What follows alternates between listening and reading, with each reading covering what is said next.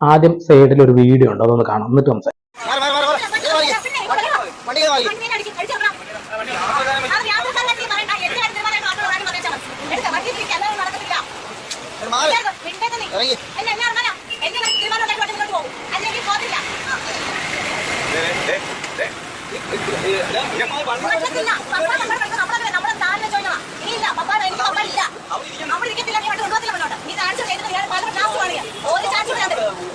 Okay, അതായത് ഈ ഒരു വീഡിയോ കാണുമ്പോൾ ഈ സ്ത്രീ വൃത്തികേട് പറയുന്നൊക്കെ ഉണ്ട്, അതൊക്കെ ഞാൻ ഒഴിവാക്കി, കുറച്ച് ഭാഗം കാണിച്ചു.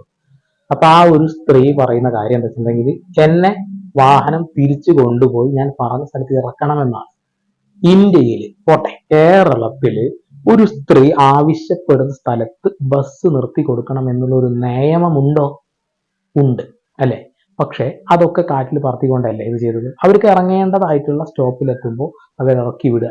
അങ്ങനെ ഇറക്കി വിടുമ്പോൾ ഇത്തരത്തിലുള്ള പ്രശ്നങ്ങൾ ഉണ്ടാവില്ല എന്നുള്ളതാണ്. പല ആളുകളും വൃത്തികേടുകൾ കമന്റ് ചെയ്യുന്നു, തെറികൾ കമന്റ് ചെയ്യുന്നു. എന്ത് വൃത്തിയിട്ട പരിപാടിയാണ്, യാത്രക്കാർക്ക് സഞ്ചരിക്കേണ്ടേ, ബാക്കിയുള്ള ആളുകൾ ബുദ്ധിമുട്ടിന് ശരിയാണോ എന്ന് പറയുന്ന ആളുകളുണ്ട്. ഈ സ്ത്രീ പറഞ്ഞത് ഒരു മാന്യമായ കാര്യമാണ്. അവർ കൃത്യമായ അവർ പറയുന്ന സ്ഥലത്ത് അവരെ ഇറക്കി കൊടുക്കുകയാണെന്നുണ്ടെങ്കിൽ എന്ത് പ്രശ്നമാണുള്ളത്?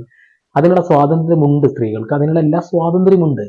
അപ്പോൾ അതിനി പകലാണെങ്കിലും രാത്രിയാണെങ്കിലും ഏത് സമയമാണെന്നുണ്ടെങ്കിലും അവർ കൃത്യമായി എന്നെ ഈ ഒരു സ്റ്റോപ്പിൽ ഇറക്കൂ എന്ന് പറഞ്ഞാൽ ഇറക്കി കൊടുക്കണം എന്നുള്ളതാണ് കേരളത്തിൽ പാസ്സാക്കിയിട്ടുള്ള ഒരു നിയമമാണത്.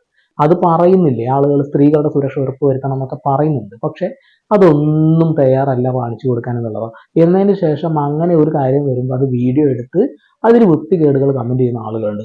ആ ബസ്സിൽ യാത്ര ചെയ്യുന്ന അത്ര ജനങ്ങൾക്കുള്ള അതേ അവകാശം ഈ ഒരു സ്ത്രീക്കും ഇല്ലേ? ഈ സ്ത്രീയുടെ അതേ അവകാശം തന്നെയല്ലേ മറ്റുള്ളവർക്കുള്ളത്?